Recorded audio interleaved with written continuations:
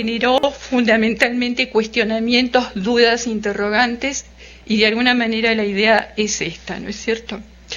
La otra cuestión que también quiero aclarar antes de empezar con la exposición es que, aunque estemos hablando de estos espacios universitarios en relación con lo que es la formación o la educación del ciudadano, hay temas que ya fueron abordados en la reunión anterior, como es el tema de la gobernanza y el gobierno de la institución de la universidad, abordados en la reunión anterior por el doctor Roberto Rodríguez. Y también en este tema de la educación ciudadana y los espacios universitarios se toca bastante con lo que es el tema de los movimientos estudiantiles, que los verán en la siguiente reunión. Entonces, suponiendo que ya conocen el tema trabajado en la reunión anterior y que posteriormente verán el tema de los movimientos estudiantiles, me voy a fijar mucho más en lo que es ciudadanía, educación, democracia, en una primera parte de la exposición, y luego hablar de alguna manera acercándonos al tema de qué pasa con los espacios universitarios en esta formación de el ciudadano. Lo primero que me interesa decirles es que tanto el tema de la ciudadanía o esta noción de ciudadanía como el tema de la educación y el tema de la democracia son temas muy dinámicos, son estructuras que tienen que ver con la propia sociedad, con la parte política de la sociedad, la educación en un aspecto con la parte política, en otros aspectos con otras esferas de la sociedad, pero son realmente nociones muy dinámicas que se van transformando y que de alguna manera se implican unas a las otras, estas tres nociones. Vamos entonces a pensar con el tema de la ciudadanía. Tratar el tema de la ciudadanía hoy realmente es un desafío. Es un desafío sobre todo por el contexto en el que estamos, ¿no es cierto? Si nosotros pensamos que estamos en una sociedad globalizada, culturalmente diversa y socialmente desigual, pensar en la ciudadanía nos presenta un montón de interrogantes. Pero es necesario entonces repensar la ciudadanía y al mismo tiempo pensar otros espacios de participación política que puedan salir de esta sociedad compleja en la cual estamos viviendo. Creo que cuando yo estaba preparando esto, decía, bueno, lo que sobran son ejemplos tanto como para comprender la idea de la complejidad social en la que estamos viviendo, como todas otras cuestiones que van a ir apareciendo y voy a estar exponiendo ahora. Entonces estábamos diciendo que es necesario replantear el concepto de ciudadanía. Tendríamos que desplazarnos desde una concepción tradicional o clásica de la ciudadanía que nosotros vamos a ubicar, o en este caso, para no irnos hasta Grecia y Roma, vamos a ubicarnos a finales del siglo XVIII o en el transcurso de todo el siglo XVIII y fundamentalmente ubicar la idea de ciudadanía tradicional o clásica en el momento en que la Revolución Francesa hace esta declaración en la asamblea sobre los derechos del ciudadano y del hombre. Esto fue en 1789. Ahí tenemos perfilada esta idea moderna de ciudadano, pero esta concepción que la podemos, a 200 años de distancia, un poco más de 200 años de distancia, la podemos estar considerando ya como una concepción tradicional. El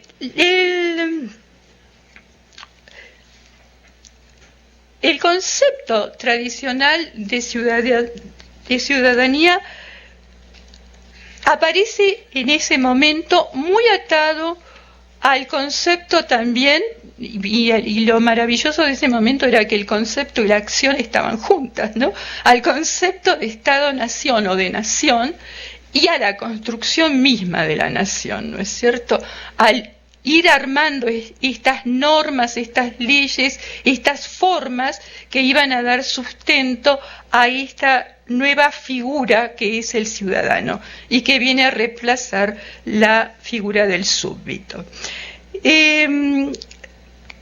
Desde su primer momento, desde este momento en que surge esta ciudadanía junto con el proceso de Revolución Francesa, aparece también la inquietud de formar al ciudadano. Esto no estaba en las visiones previas de la época antigua en Grecia y en Roma. Allí no había una preocupación de la formación del ciudadano, porque el ciudadano en una democracia directa se formaba en el propio ejercicio de la ciudadanía. Sin embargo, en esta ocasión, cuando se están proponiendo formar una nación y formar un Estado y establecer un Estado, aparece esta gran preocupación por la formación del ciudadano. Y se funda, para cubrir esta necesidad que emerge junto con el Estado-Nación, la escuela pública. Realmente esta fue la primera función de la escuela pública, o la primordial función de la escuela pública, y que además la van a llamar la escuela republicana. Era esta escuela que tenía que formar al ciudadano para que pudiera afianzar a la nación y poder, a este proyecto de constitución de la nación, poder cambiarlo y consolidarlo, ¿no es cierto? O sea, hay en estos ilustrados de finales del siglo XVIII una concepción bastante clara de la necesidad de afianzar un proyecto de manera dinámica, ¿no es cierto? Entonces, aquí, ¿por qué la formación del ciudadano? El que va a estar hablando fundamentalmente, haciendo la propuesta de esta escuela pública, que él va a llamar instrucción pública, es Condorcet. Y Condorcet tiene una frase bastante interesante. El ciudadano tenía que ser educado, tenía que ser instruido, él separaba educación e instrucción, tenía que ser instruido de tal manera que frente a cualquier persona pudiera justificar su voto, pudiera argumentar por qué había votado de la manera que había votado. Entonces vemos que en esta ciudadanía tradicional o clásica, este derecho del sufragio es realmente el derecho central, además de los derechos cívicos, que es la igualdad ante la ley, está este derecho político, que es el derecho de elegir, el derecho de emitir un sufragio. Y esta preocupación de formar al ciudadano para que pueda argumentar racionalmente por qué su voto fue ese y no otro. Yo creo que esta es una idea bastante interesante. Si nosotros ahora mismo pensáramos cómo formar a un ciudadano, parecería bastante interesante que cada uno de nosotros pudiera argumentar racionalmente por qué emitió un voto de la manera en que lo emitió. Luego vamos a ver por qué a veces uno emite los votos no razonadamente, ¿no es cierto? Pero bueno, avanzando en la plática. Entonces teníamos en esta ciudadanía tradicional estos dos principios claves: el derecho a elegir y el formar parte, ser ciudadano de una nación. Esta concepción realmente clásica era una concepción bastante recortada, era una concepción muy vinculada a la patria, donde se formaba fundamentalmente una conciencia nacional. Había una gran preocupación por asegurar la vigencia de esta forma de organización política que era la nación, y se esperaba realmente del ciudadano un comportamiento patriótico, ¿no es cierto? Y los derechos hasta allí eran pues estos cívicos y estos políticos y nada más, y también no abarcaba a toda la población. Ya sabemos todos que las mujeres no votaban, votaban solamente los hombres, y en algunos estados-naciones no cualquier hombre, sino el que tenía propiedad privada. No tenemos que olvidarnos que toda esta propuesta de Estado-nación fundada en el liberalismo también es, de alguna manera, una teoría o una propuesta que permite la aparición del capitalismo, ¿no es cierto? O sea, el liberalismo va siempre acompañando al capitalismo, un régimen de organización política que aún hoy, y económica, que aún hoy allí estamos, ¿no es cierto? Entonces, sin perder de vista que allí aparece el capitalismo, que allí aparece el ciudadano, que allí aparece la nación, que allí aparecen los primeros derechos vinculados a esta ciudadanía, y que allí también aparece la desigualdad, ¿no es cierto? Bueno, avancemos. Cuando nosotros pensamos hoy, en este momento, la ciudadanía, no podemos seguir pensando en aquella ciudadanía que aparece hace ya más de 200 años. Hay en este momento una preocupación vinculada a la ciudadanía que tiene que ver con la participación ciudadana. Y es una preocupación bastante nueva. No estaba presente en las preocupaciones políticas de nuestros países. Vamos ahora a dejar un poco Francia y vamos a venir a América Latina. No estaba en la preocupación de nuestros países, quizás porque a lo mejor no había la capacidad económica de hacerlo, una gran preocupación por resolver los problemas de la participación, los problemas de derechos sociales, los problemas de una ciudadanía participativa. Sin embargo, como ha señalado algún autor, a partir de los años 90, el tema de la ciudadanía aparece con una clara intencionalidad, no solamente en América Latina, sino en todo Occidente. Bueno, también esta era una aclaración previa, cuando hablamos de ciudadanía, de nación, de derechos y demás, estamos hablando siempre de Occidente, ¿no es cierto?, que son estos regímenes democráticos. Entonces digo, en los años 90 aparece en todo Occidente, sobre todo en los espacios académicos, esta preocupación por la ciudadanía, que un autor va a llamar el retorno del ciudadano. Esto es a partir de algunos debates académicos previos de las 2 décadas anteriores a la década del 90, en donde hubo una disputa bastante interesante entre el liberalismo y el comunitarismo.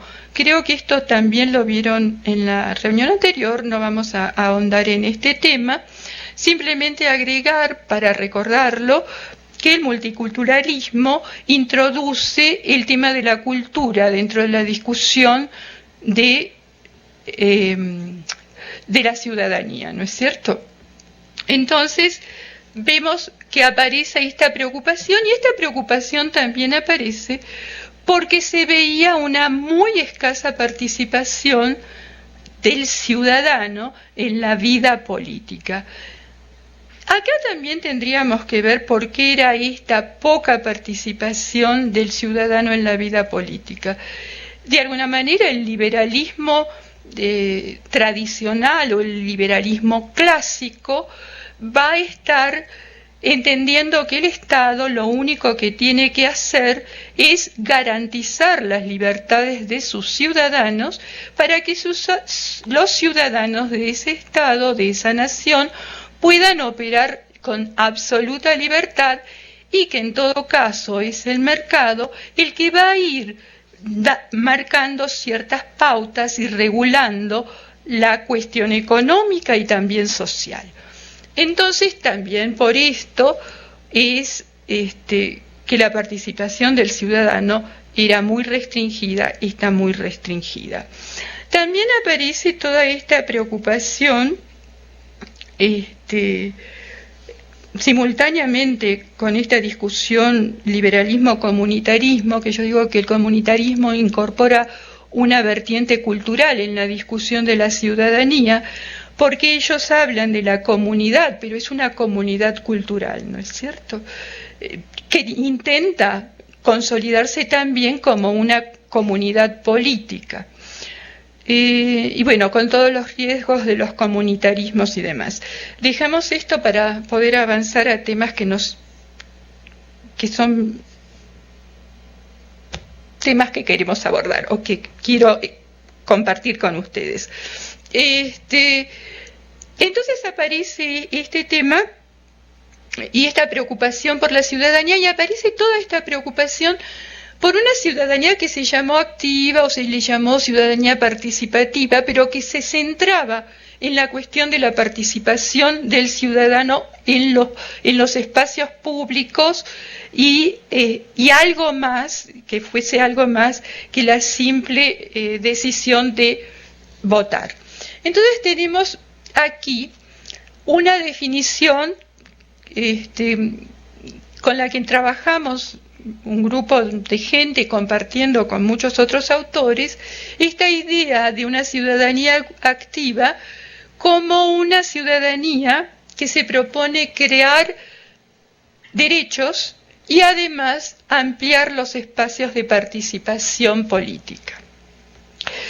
Otra cosa que tenemos que decir es, antes de seguir para tener esto en claro, es que los derechos de la ciudadanía, que comienzan siendo nada más que los civiles y políticos, se fueron ampliando, sobre todo a lo largo del siglo XIX, en derechos sociales. Sobre todo en esto se avanzó muchísimo durante la etapa de lo que se ha llamado el Estado benefactor o el Estado desarrollista, y últimamente también una preocupación por los derechos culturales, cuando aparece toda una apuesta en el espacio público del tema de la interculturalidad, ¿no es cierto? Bueno, entonces tenemos aquí la idea de una ciudadanía clásica o tradicional, fundamentada básicamente en el derecho a elegir y la forma y estar integrado, pertenecer a una nación. Esto todavía sigue existiendo, o sea, esta vinculación del ciudadano con una nación sigue siendo exactamente igual. Ahora se ha modificado un poco la situación con respecto a la posibilidad de doble ciudadanía, de triple ciudadanía, y al sí mismo, cuando se van formando algunas regiones económicas políticas como fue la Unión Europea, también estuvo esta posibilidad de algunos derechos de tránsito, por ejemplo, por todo el espacio europeo. Y una preocupación también por formar una ciudadanía europea. No es así con el otro gran convenio o bloque que es el de América del Norte, donde las cuestiones ciudadanas no fueron tomadas en cuenta. Bueno, vamos a avanzar un poquito. Me interesa ahora en este momento plantear un poco la nueva cuestión social. Cuando estamos pensando en una ciudadanía activa, en una ciudadanía participativa, una ciudadanía que amplíe derechos, una ciudadanía que tenga espacios de expresión dentro de los espacios públicos, estamos también pensando en lo que son los procesos de globalización y cómo esto influye en estas nuevas ciudadanías, en el fenómeno de la interculturalidad y en lo que es el ámbito de la democracia.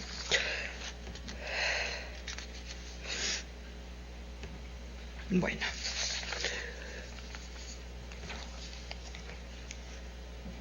Me interesa acá leer sobre esta cuestión de los derechos y la construcción de derechos. Dice así: cuando estamos hablando esto lo dice O'Donnell, Guillermo O'Donnell, quien se plantea la necesidad de tomar como objetivo una ciudadanía plena, dice él, frente a una ciudadanía débil con la que estamos en este momento conviviendo. Él dice, el no perder de vista el logro de una ciudadanía plena es algo cuyo horizonte siempre es inestable, ya que el cambio societal y la misma conquista de algunos derechos generan nuevas demandas y aspiraciones, mientras que la eficacia para tutelar aquellos derechos ya conquistados jamás se puede dar por sentado. Esta es un poco la idea, muy dinámica, pero también muy preocupante en cuanto a convocar a la participación, de que los derechos se van logrando, se van construyendo, se van adquiriendo, pero también se pueden perder. Y estos derechos que se adquieren, y ahora vamos a ver un poco esta nueva cuestión social, muchas veces tienen que ver no con demandas particulares de los ciudadanos, sino con las demandas que las propias transformaciones sociales van haciendo necesarias, ¿no? Nosotros, si vemos los procesos de globalización, vamos a ver fundamentalmente lo que puede ser toda la cuestión de las posibilidades que ofrecen las nuevas tecnologías, porque la globalización un poco se apoya en esta difusión de las nuevas tecnologías. También vamos a ver que esta globalización pone ciertos límites o cuestiona de alguna manera al Estado Nacional. También vemos que esta globalización se apoya en una idea de mercado global, dejando un poco de lado al Estado y apoyándose en estas relaciones mercantiles y en las dinámicas del propio mercado. Esto también va a llevar al tema de que el ciudadano pasa a ser de pronto dentro del mercado más un consumidor que un ciudadano. Y vamos a ver cómo desde la ciudadanía de pronto se construyen estos espacios de protección a los consumidores, que estos también, y aquí tendríamos un ejemplo de los nuevos desafíos que los cambios que se operan en el contexto, operan también en la demanda de nuevos derechos, ¿no es cierto? Bueno, y yo creo que dejamos un poco en esta idea. Yo creo que la globalización también ha generado bastante exclusión, si bien ha incluido en un mundo global, en una cultura global, también ha dejado a muchas personas excluidas. Lo mencionábamos recién, como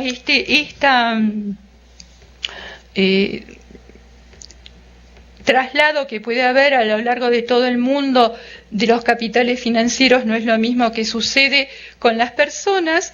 Tenemos ejemplos muy preocupantes en estas últimas semanas, ¿no? Y también cómo es esta inclusión que propone la globalización, ¿no es cierto? Este mundo globalizado de alguna manera requiere de las nuevas tecnologías para estar incluido. Y bueno, vamos a ir un poco más rápido. En cuanto al fenómeno de la interculturalidad, esto es una demanda muy fuerte que se hace a partir del dilema de las diferencias y el derecho, ¿no es cierto? La ciudadanía tradicional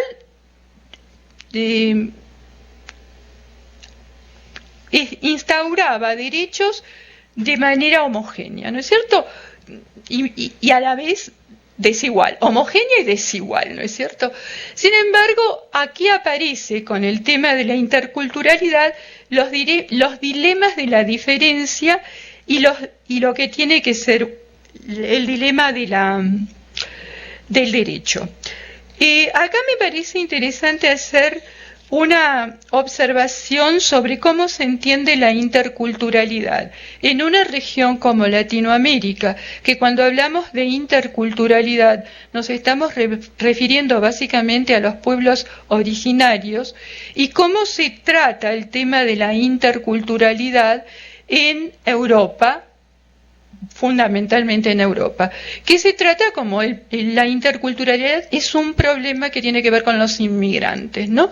Y entonces desde la educación ciudadana, como aquí en los países de América Latina hay una gran preocupación de estas propuestas educativas que recuperen y reconozcan y dignifiquen las culturas originarias, allí en Europa la preocupación es de encontrar que estas personas que tienen un origen cultural distinto puedan integrarse a las culturas de ese país. Y por último vamos a ver el tema de la democracia. Vamos a ver que los rasgos... A ver, dejen pasar. Bueno, acá venían, ¿no? Una cuestión interesante es cómo se cuestiona la figura del Estado-Nación, la figura del consumidor también,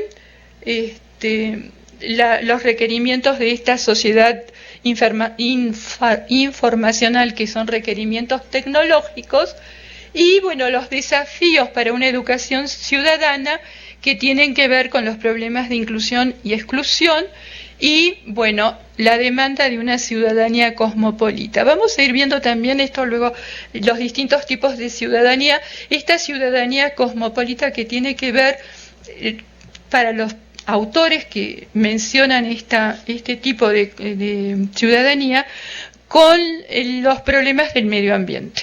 Ellos sostienen que esta ciudadanía no puede ser nacional, sino que tiene que ser cosmopolita. Y hay una discusión bastante interesante, porque muchas veces a partir de cuestiones que parece que tienen que ver con los derechos ciudadanos, se cuelan intereses empresariales muy fuertes, ¿no?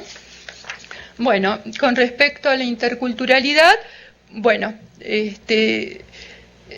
un tema que sí ahora veo, cuando nosotros también, si bien vamos a quedarnos con esta idea de la interculturalidad en América Latina a partir de los pueblos originarios, también aquí vale la pena tomar en cuenta, sobre todo para quienes trabajan dentro del campo de la educación media superior y de la educación superior, que a veces parecieran ser que están muy ajenos de una formación integral del ciudadano, lo que tiene que ver con el respeto a las culturas juveniles, ¿no es cierto?, que también son fuertemente identidades culturales y creaciones de identidades culturales de los jóvenes, ¿no?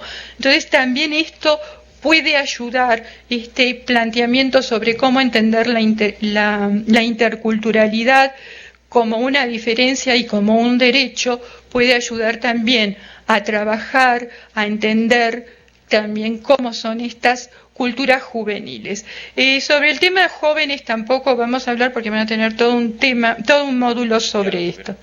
Ya lo tuvieron. Entonces no. El primer módulo fue sobre jóvenes, sí. Bueno, perfecto, porque sí. Era correcto. Bueno, bueno, y estas son las múltiples ciudadanías que se tienen que tomar en cuenta dentro de una misma nación, que es, por supuesto, la ciudadanía nacional, la ciudadanía social, sobre la que vamos a estar hablando un poco después, que tiene que ver con las condiciones materiales, y con la ciudadanía multicultural, que tiene que ver con las diferencias. También a nivel de la mundialización, vemos que además de la ciudadanía cosmopolita de la que ya hablamos, tenemos también se habla de una ciudadanía global, que serían estos derechos ya transnacionales, y que tiene que ver con una demanda que se hace de la creación de instituciones transnacionales para resolver ciertos derechos, a veces mucho más de tipo económico que de tipo político, ¿no? Y bueno, de pronto políticos también. Y luego esta concepción de una ciudadanía universal, que es una ciudadanía que tendría que estar garantizando los derechos de los humanos a nivel mundial en cualquier lugar, en cualquier espacio. Pero como dijimos hace un rato, cuando hablamos de ciudadanía, casi nos estamos refiriendo a Occidente. Bueno, me interesa ahora ver algo, bueno, esto ya, que es la democracia. Bueno, la democracia está basada en la libre elección de las autoridades, la capacidad de la autodeterminación y la resolución de los conflictos, la resolución legal de los conflictos. Vamos a pasar esto. Vamos entonces a entrar a cuáles son las paradojas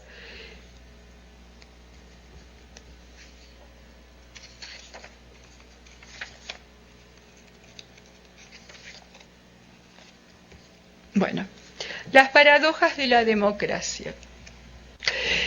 Y vamos a hablar fundamentalmente de la democracia en América Latina. Se han hecho muchos estudios, Latinbarómetro acaba de ser publicado, la última aplicación de esta encuesta que se hace a 18 países de América Latina, van reflejando ciertos sentimientos y ciertas actitudes, ciertas visiones que tienen los ciudadanos con respecto a la democracia. Una de las cosas que han estado muy presentes en el tema de la democracia en América Latina tiene que ver con las grandes expectativas que generó en los años 80 la democracia en América Latina y las pocas resultados que el ciudadano ve que lograron en cuanto a derechos, en cuanto a condiciones materiales de vida, en cuanto a reconocimiento y dignidad cultural, ese desencanto que hay con relación a lo que es la democracia, ¿no es cierto? Esto es una cosa que está muy presente. La otra cuestión es que también, con relación a América Latina,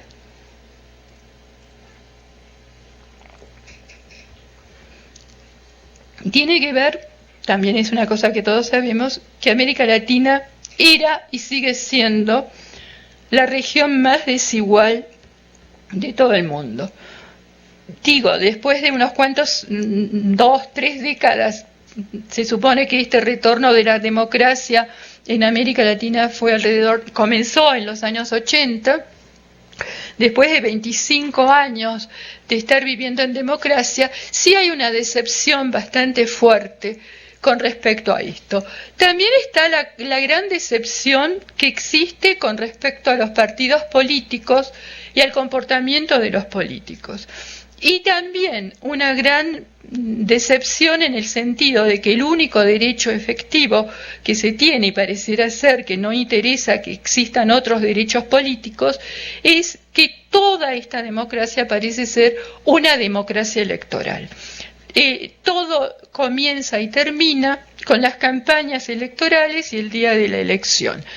Y no existen otras figuras democráticas de participación. En algunos países como Uruguay, como Chile, empiezan a aparecer que son de participación directa en la toma de decisiones de los ciudadanos, como puede ser la consulta popular, como pueden ser los referéndum, en fin. Todo este espacio de participación activa de los ciudadanos no están promovidas. Realmente las democracias son democracias electorales y fuera de las campañas pareciera que no hay otro, y el día de la votación no hay muchos otros espacios de participación política. De todos modos, me parece interesante hacer notar que desde que América Latina, y prácticamente en todos los países esto sucedió, regresó o apareció un proceso de democratización, han surgido nuevas instituciones de la democracia, que son instituciones que tienen que ver con la defensa de ciertos derechos ciudadanos, como puede ser en el caso de México, pero es muy interesante. Si uno hace el recorrido por todos los países de América Latina, a partir de 1990 empiezan a aparecer estas instituciones, como son la Comisión Nacional de Derechos Humanos, como puede ser en el caso de México el IFAI, el que permite la transparencia, esta rendición de cuentas, que ya sabemos que siempre hay excusas para que la rendición de cuentas no fastidie demasiado, que esta información que se pone a disposición del ciudadano no desproteja a quien tiene que proteger.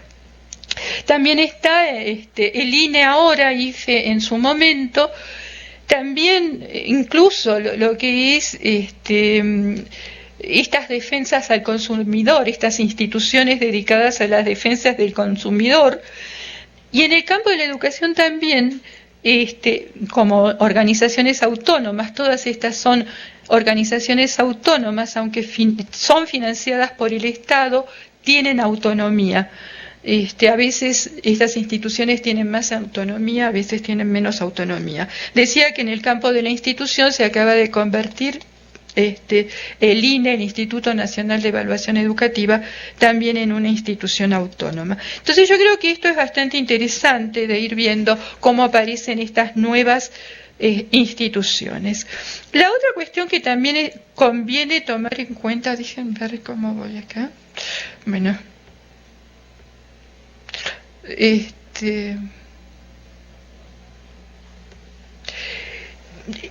otro tema que me interesa abordar con ustedes es el tema del espacio público.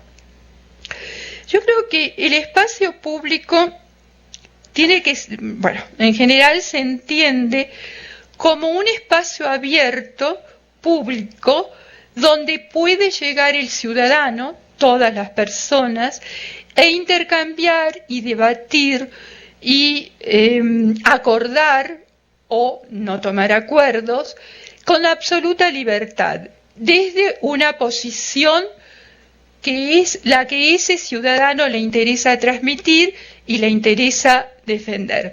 Siempre que estemos pensando que aquí volvemos otra vez al origen de la noción clásica de ciudadanía, siempre que sea a través de argumentos razonados y siempre que tenga la disposición de tomar en cuenta las posiciones de otros ciudadanos, de otras personas que intervienen en este espacio público.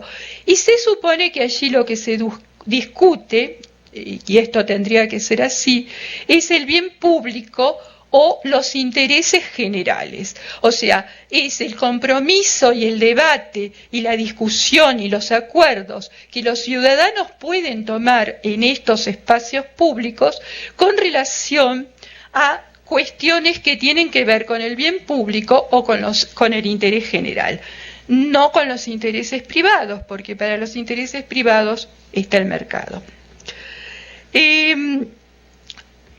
Hay autores, entre ellos A. Habermas, que recuperan estos espacios públicos como los verdaderos espacios de construcción de ciudadanía, los espacios en donde el sujeto puede actuar como un ciudadano y también puede formarse como un ciudadano. Entonces, en este sentido, es bastante interesante tener esta idea de espacio público.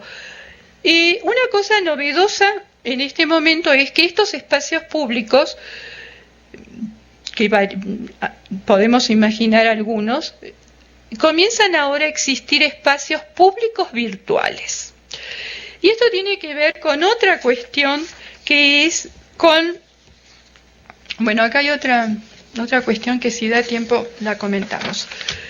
Y esto tiene que ver con las nuevas tecnologías, pero también tiene que ver con los medios masivos de comunicación. Los medios masivos de comunicación a veces son de alguna manera o presentan espacios de debate, acotados si quieren, pero espacios de debate, no necesariamente públicos, porque ahí la gente es invitada, no necesariamente hay una preocupación por el interés general, pero sí hay un debate sobre temas que tienen el interés general. Por ejemplo, ahora, a partir de la reforma educativa, hubo en todos estos medios masivos de comunicación esta especie de debates, esta especie de participación de expertos y demás, que una vez alguien señaló como una cosa interesante, que nos habla un poco de cómo proceden los medios masivos de comunicación, que en estos espacios donde se retomaba la cuestión de la reforma educativa, siempre había expertos, pero nunca había maestros, ¿no? Entonces, pero a mí me interesa tomar en cuenta los medios masivos de comunicación por dos temas concretos. Uno, por la incidencia que estos medios masivos de comunicación, y hablemos básicamente de la televisión, aunque son televisión, radio y periódicos, hablemos básicamente de la televisión porque el abordaje que hace todo sujeto, desde los niños hasta los ancianos de la televisión, es muy marcado. Entonces, en ese sentido, además, cuando en todas las encuestas de juventud, en las encuestas sobre cultura política, en Latin Barómetro, en todas ellas, ¿dónde se informa la gente? Cuando estamos pensando en un ciudadano informado y responsable, ¿dónde se informa? En la televisión. Entonces, en ese sentido, es muy interesante tomar en cuenta la incidencia que estos medios masivos, y especialmente la televisión, pueden tener sobre la opinión pública. Y cómo operan estos medios masivos de comunicación a partir del sentido común.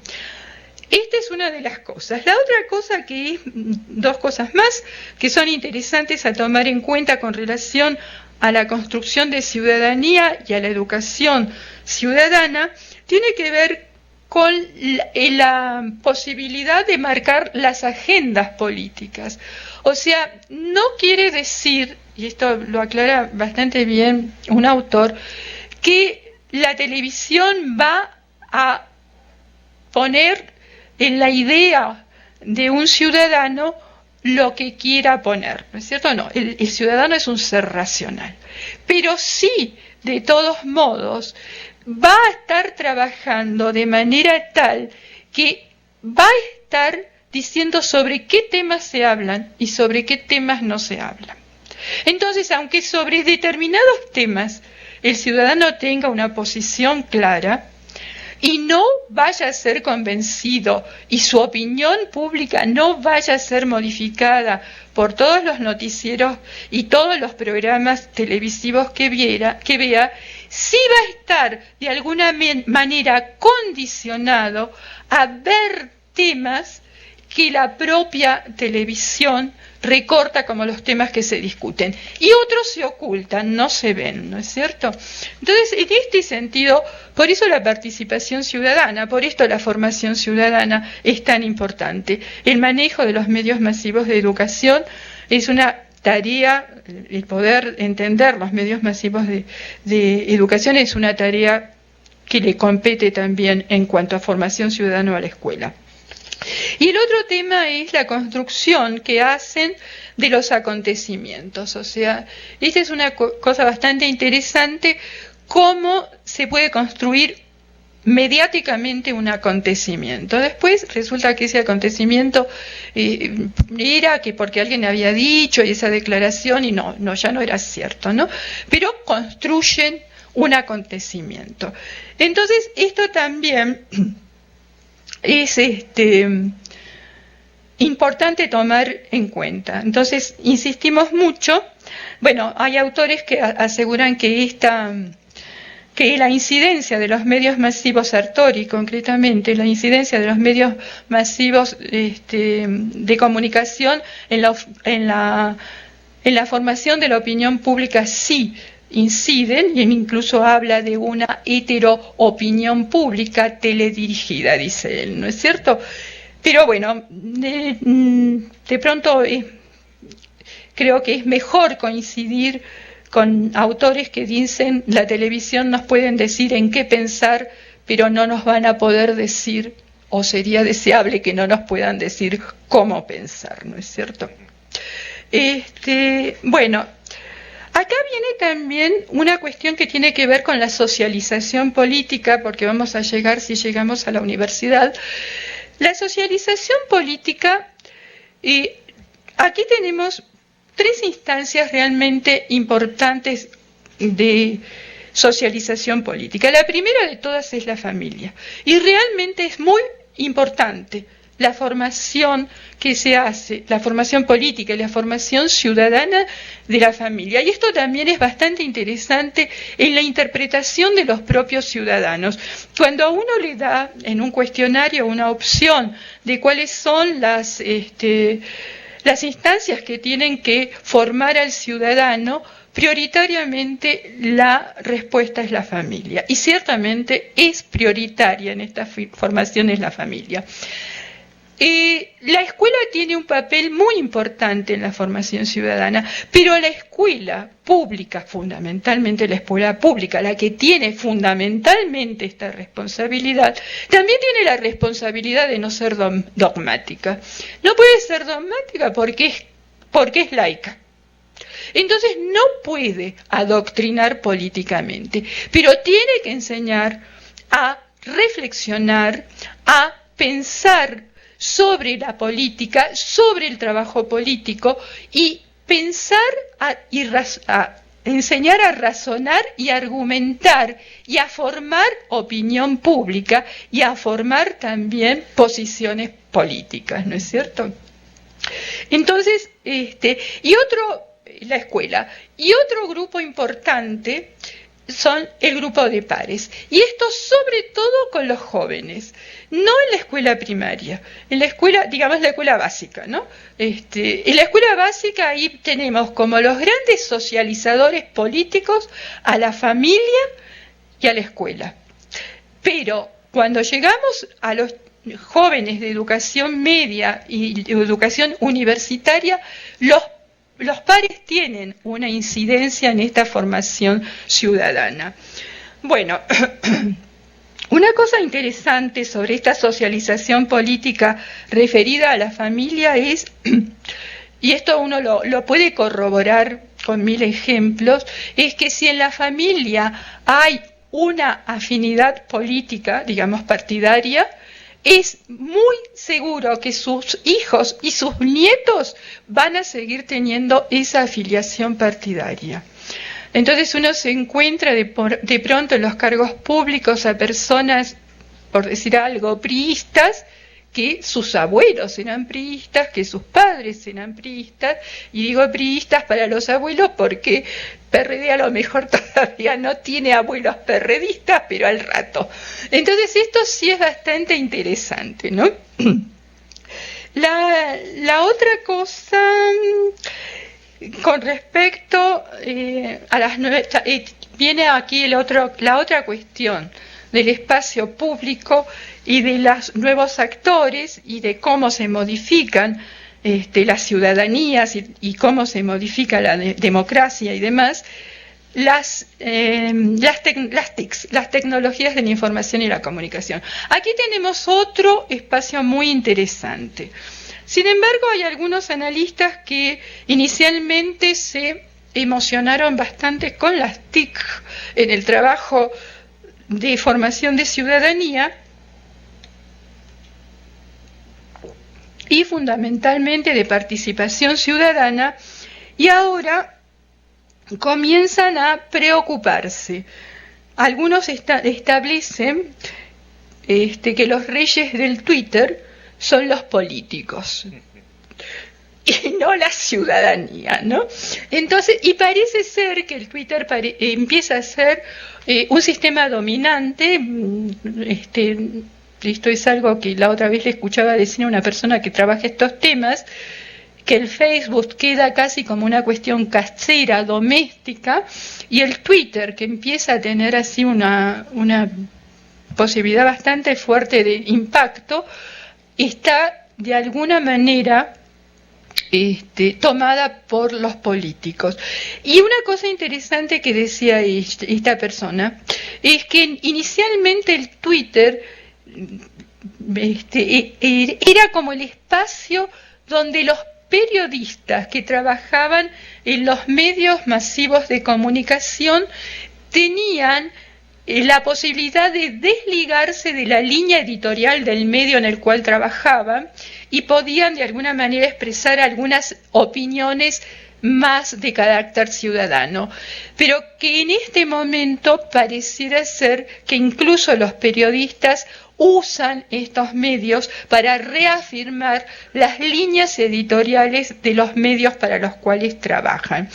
De todos modos, no podemos ignorar que ha habido ejemplos muy interesantes de cómo estas nuevas tecnologías han armado espacios públicos, han creado movilizaciones y en el caso de España, que es el que mejor conozco, han logrado incluso entrar a una disputa por el poder ya en una organización de otro tipo, ¿no? Más política. Bueno,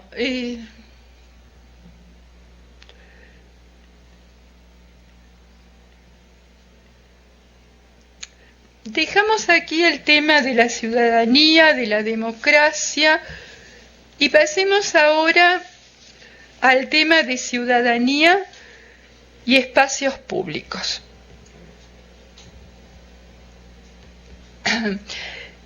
Yo quiero rescatar acá un texto que creo que ustedes han podido acceder a él, del doctor Carlos Alberto Torres, que va a decir de qué manera la hegemonía del sentido común incide en las universidades y especialmente en las universidades públicas. Él está hablando de las universidades, si quieren, de Occidente, aunque yo pienso que también en el tema universidades, cuando pensamos en rankings y en todas estas cosas, y en movilidad estudiantil, movilidad académica, la cosa es mucho más global, realmente es mucho más global, es realmente global. Bueno, lo que va a estar diciendo el autor es que el pensamiento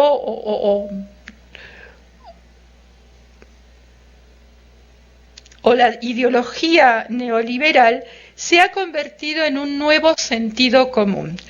Y él dice que este sentido común opera como una ideología. Muchas veces, en lugar de hablar de sentido común, otros autores hablan de que un tema se naturaliza, o sea, que parece natural, que pareciera que antes las cosas no eran distintas y que después no pueden ser tampoco distintas, ¿no es cierto?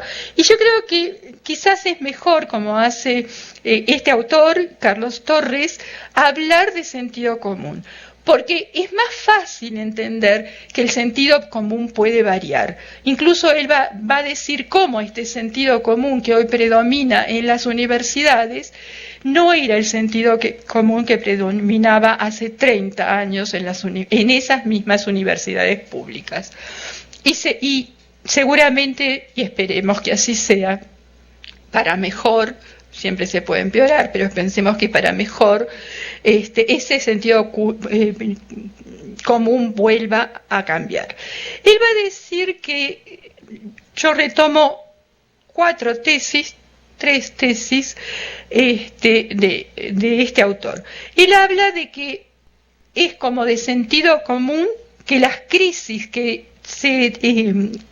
que atraviesan la educación superior, él ahí hace un recuento de un autor portugués de cuáles son las características de las crisis de la educación superior. Él supone, digamos, desde este sentido común se supone que todo se soluciona con un modelo gerencial, que implica ver qué pasa con el financiamiento, cuáles son los resultados y, de ser posible, mercantilizar el conocimiento. La otra tesis es que este sentido común se afianza sobre el poder del individuo posesivo. Que nosotros hace un rato hablábamos del consumidor y de los intereses privados y de cómo se movía el mercado, ¿no es cierto?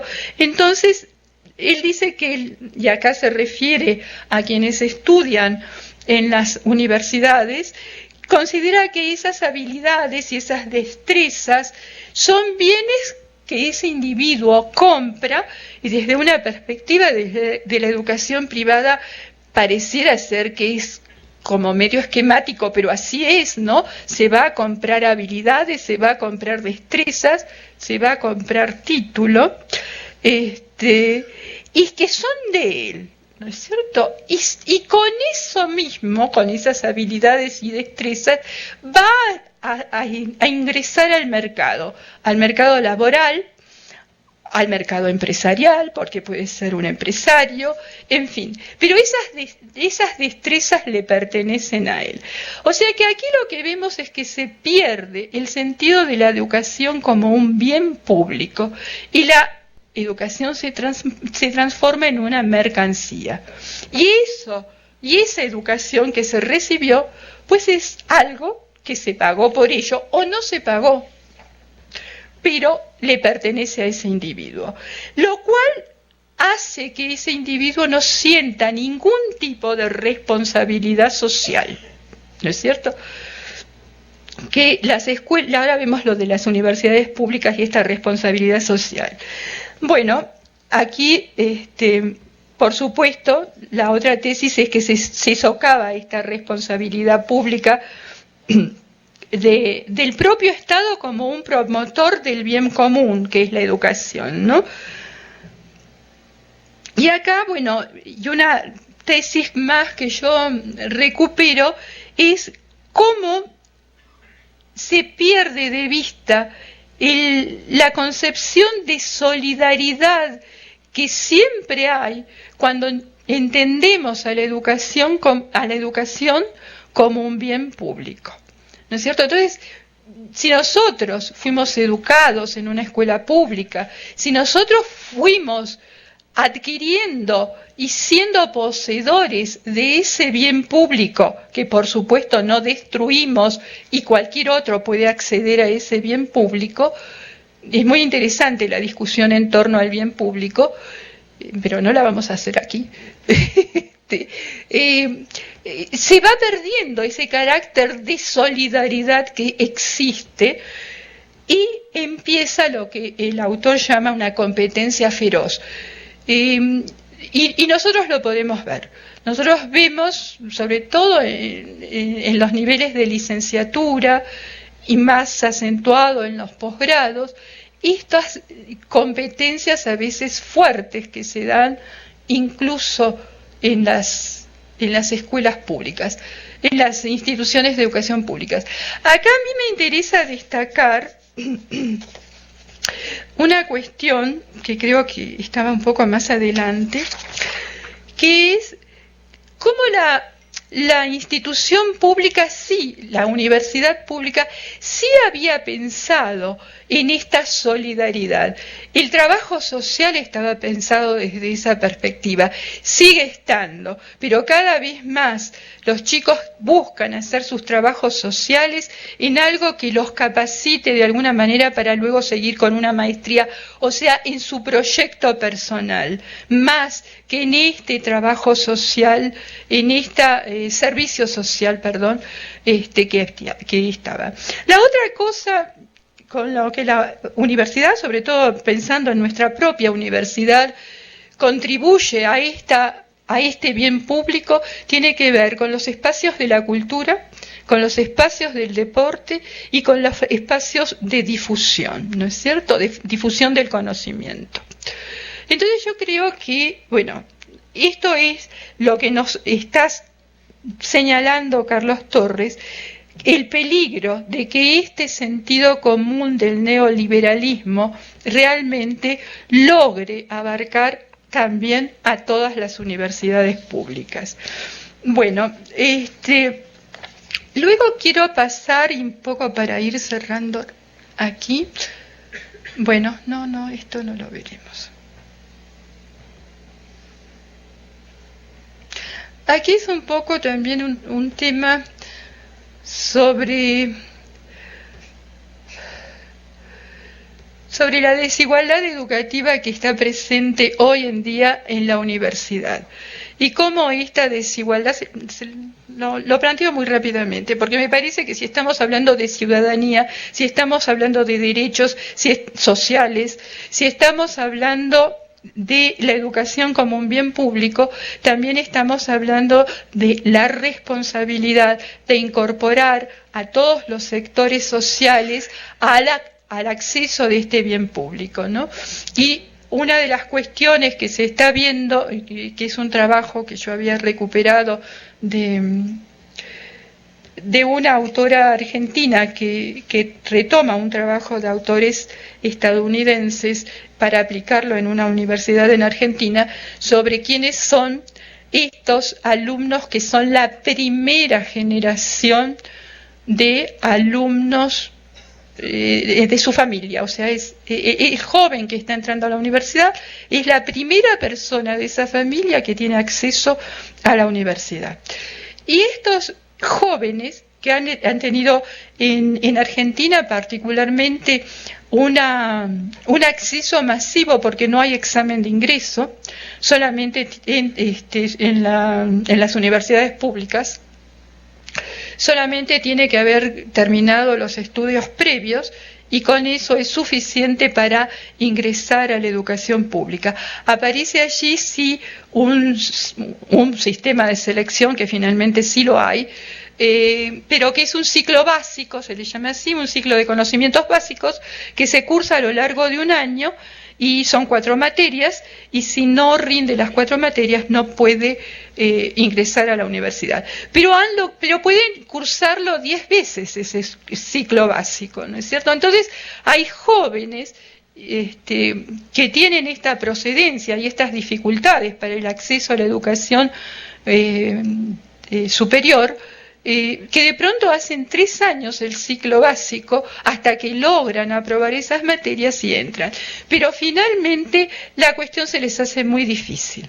Entonces este estudio es bastante interesante para ver en cuanto a la deserción, cómo son los que más desertan, cómo son también los que no logran recibirse, aunque acaben la carrera, las dificultades que tienen para egresar. Si de pronto son chicos que en lugar de hacer el ciclo básico en un año lo hacen en 2, seguramente su carrera en lugar de hacerlo en 4 lo hacen en 6 o 7.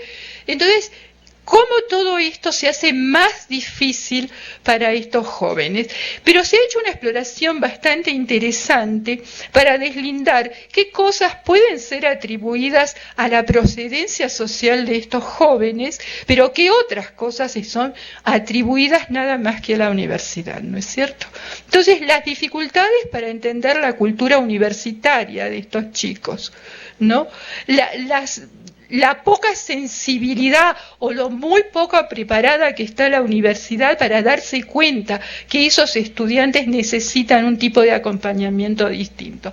Pero bueno, vamos a dejar esto y vamos a entrar directamente al tema de lo que es la formación ciudadana o la educación ciudadana en los espacios universitarios. Yo traigo 4 ejemplos de investigaciones que se han hecho sobre lo que es la formación ciudadana, o temas que tienen que ver con la formación ciudadana y los espacios universitarios. Una primera investigación, déjenme que la ponga aquí, es de Silvia Gutiérrez, una investigación realizada en la UAN Xochimilco sobre las representaciones sociales y construcción de ciudadanía en jóvenes universitarios. En este trabajo, en esta investigación, la autora, la investigadora, trataba de reconocer valores y prácticas universitarias en estudiantes universitarios. Pero realmente lo que ella muestra como avance de su trabajo tiene que ver con las representaciones y la cultura política sobre la ciudadanía de estos jóvenes. Y fundamentalmente trabaja con la valoración que tiene sobre la vida democrática y sobre el tema del respeto y la convivencia y el tema de la solidaridad y la conciencia social.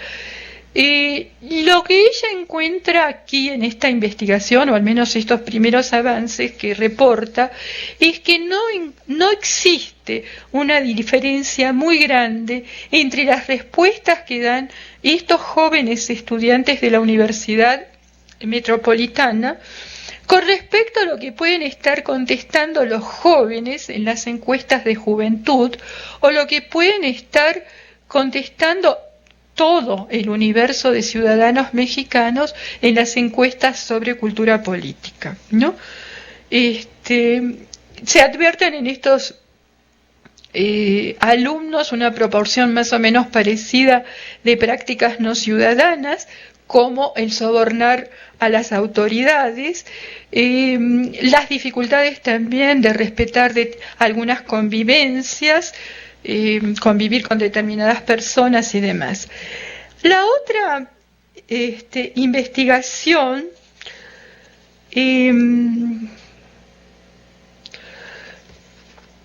tiene que ver, vamos a verla, el autor es Norberto Acosta, un investigador de la Universidad Autónoma de Chihuahua, que hace un trabajo sobre la ciudadanía política de estudiantes universitarios de Ciudad Juárez. Esto es bastante interesante porque él toma para hacer su investigación 3 instituciones de educación superior: la Universidad Autónoma de Ciudad Juárez, la Facultad de Ciencias Políticas y Sociales de la Universidad Autónoma de Chihuahua y el Instituto Tecnológico de Ciudad Juárez. Entonces, es muy interesante ver algunos resultados de esta investigación. Él trabaja sobre una dualidad, la dualidad ciudadanía política, sobre la dualidad ciudadanía política pasiva conservadora y la ciudadanía política activa transformadora. Y trabaja fundamentalmente con la participación que los estudiantes tienen en los espacios políticos de la universidad, como representantes ante los espacios colegiados que tienen estas universidades, estas instituciones de educación superior, porque una es un tecnológico. Lo primero que él va a señalar, que las dos universidades tienen una recepción un poco más amplia, sin ser demasiado amplia, a la participación de los estudiantes. Sin embargo, el Instituto Tecnológico, y él atribuye esto al tipo de organización institucional que tienen los institutos tecnológicos, la participación estudiantil es mucho menor y se queda mucho más ajustada a esta perspectiva de pasiva conservadora. Ahora, también él señala que los estudiantes no tienen una continuidad en la participación, sino que esta participación es fluctuante. Hay momentos en que la participación es bastante notoria, cuando tienen que hacer los cambios de representantes en estos órganos colegiados, o cuando hay algún asunto de carácter político que tiene que ser tratado en estos órganos colegiados. Sin embargo, él dice que a pesar de que en el tecnológico la participación casi queda restringida a esta participación pasiva conservadora, dice que en las otras participaciones activa transformadora están muy condicionadas por la participación de las autoridades. Aquí hay algo que Amy Goodman, una autora, señala como una simulación en la participación, ¿no es cierto? O sea, las autoridades prácticamente son los que incorporan la participación de estos alumnos que seleccionan en los órganos colegiados. Una de las cosas que el autor encuentra es que casi todos estos alumnos son muy buenos estudiantes, si los medimos por sus calificaciones, ¿no es cierto? Entonces esto demuestra también cómo hay una selección de las propias autoridades y un manejo, manipulación sobre quiénes son estos representantes. La otra investigación que yo quería compartir aquí con ustedes es la de Victoria Kendall. Ella es una investigadora de la Universidad de Buenos Aires y ella hace un trabajo sobre el gobierno universitario y la participación estudiantil y hace unas consideraciones sobre el autogobierno y la democracia en la universidad pública, así se llama su trabajo, ¿no? Entonces ella trabaja con 13 facultades de la Universidad de Buenos Aires haciendo entrevistas a estudiantes que están involucrados políticamente, tanto en los órganos de autogobierno y en la... Cogobierno, sí, perdón. Pero también con su propia participación política en sus propios espacios estudiantiles, como agrupaciones estudiantiles. O sea, que hay allí una actividad de agrupación estudiantil bastante interesante. Los estudiantes hacen estas asambleas con sus propios, con los alumnos que los han votado, rinden cuentas con ellos y generalmente no se sienten, aunque ellos tienen la libertad de llevar propuestas a estos espacios de gobierno, pueden votar en contra de las autoridades, sienten que cualquier proposición que lleven o cualquier idea que quieran sostener les cuesta un gran esfuerzo, ¿no es cierto? Y generalmente, porque esta participación, una cosa que es interesante destacar, es una participación partidaria.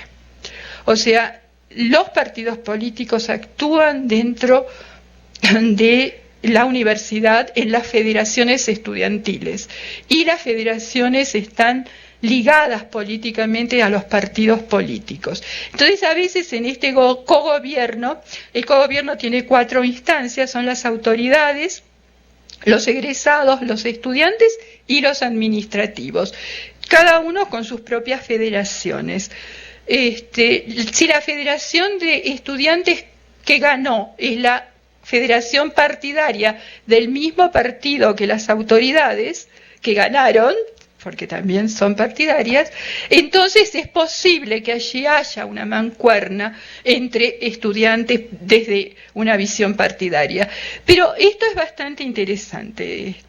Ahora justamente había la Universidad de Buenos Aires llevaba muchos años en manos del partido de oposición.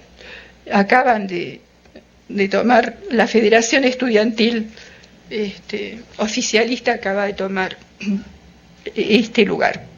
Bueno, esto es bastante interesante también. Pero ¿cómo ven los alumnos la democracia en la universidad? Y ellos ven todos estos juegos. Y cómo estos juegos a veces también los perjudican a ellos. Finalmente vamos a ver este último trabajo de Teresa Watson, de Flaxo, Argentina, que es una cuestión interesante volviendo al tema de las nuevas tecnologías. Ella hace acá, es un ensayo, no es una investigación, en donde plantea la preocupación que siente frente al crecimiento exponencial que están teniendo las carreras a distancia, o sea, esta educación a distancia, sin que esté acompañado este crecimiento de las carreras de educación a distancia por una garantía de los derechos ciudadanos de sus actores, en este caso de sus alumnos e incluso de sus profesores. Pareciera ser que estas, yo no sé qué esté pasando con el sistema a distancia en la UNAM, porque quiero investigar un poco, sería bueno averiguar.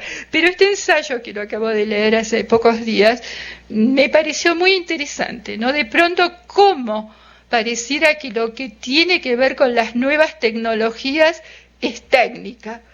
Y bueno, habrá conocimientos, algunos procedimientos pedagógicos y demás, pero pareciera que quedan afuera de lo que puede ser todo el tema político de la universidad. Y para finalizar, the meeting has been extended by the moderator. Aunque no tengo ahí la lámina de este libro en el que trabajamos 3 compañeras, colegas, que la pueden conseguir en la librería del ISUE, que se llama La construcción de ciudadanía en la educación media superior, un estudio de casos sobre docentes de la UNAM. Nosotros aquí hicimos un trabajo también con estas inquietudes, muchas de las cuales acabo de exponer aquí, con respecto a qué pasa con la construcción de ciudadanía, con la formación de ciudadanos en la educación media superior, y quisimos trabajar decidimos trabajar con un grupo de docentes que estaban tomando la maestría en docencia de educación media y superior de la UNAM. Fue muy interesante el trabajo, los resultados que obtuvimos. En principio hay un resultado que siempre aparece en estas investigaciones, es una investigación exploratoria realmente, ¿no? Un resultado que siempre aparece. Ningún actor, ni los profesores, ni los estudiantes, y creo que ningún otro, salvo si que estemos hablando con gente que tenga una activa participación política, se distingue mucho del resultado general. Nosotros acá indagamos un poco sobre la cultura política de los maestros y vimos que no había un mayor conocimiento de los maestros sobre las cuestiones políticas de México, apenas una diferencia con el resto de los ciudadanos, ¿no?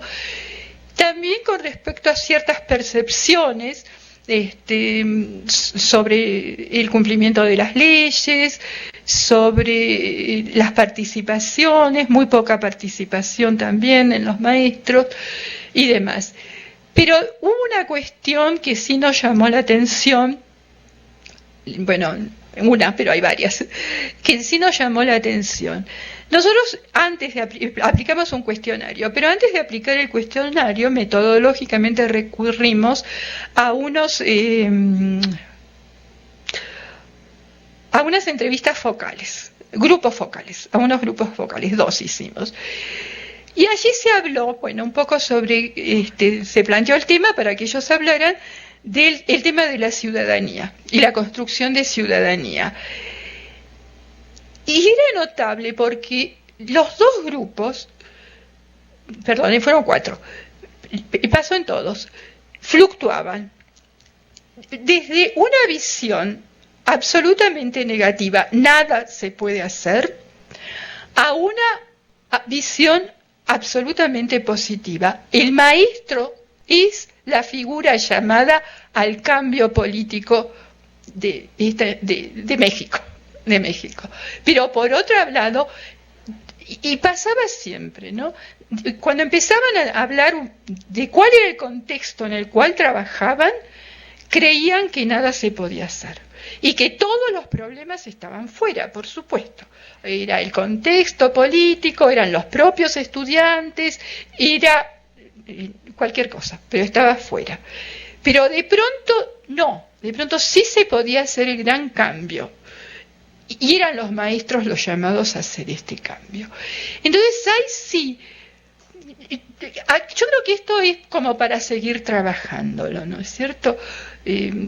Ahí quedamos nosotras medio enganchadas con ese tema, para seguir trabajándolo.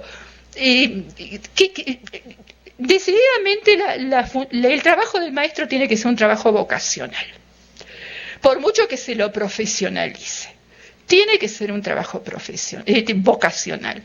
Y yo creo que ahí es donde aflora la vocación del maestro. El decir, bueno, la tarea es titánica, pero no es imposible.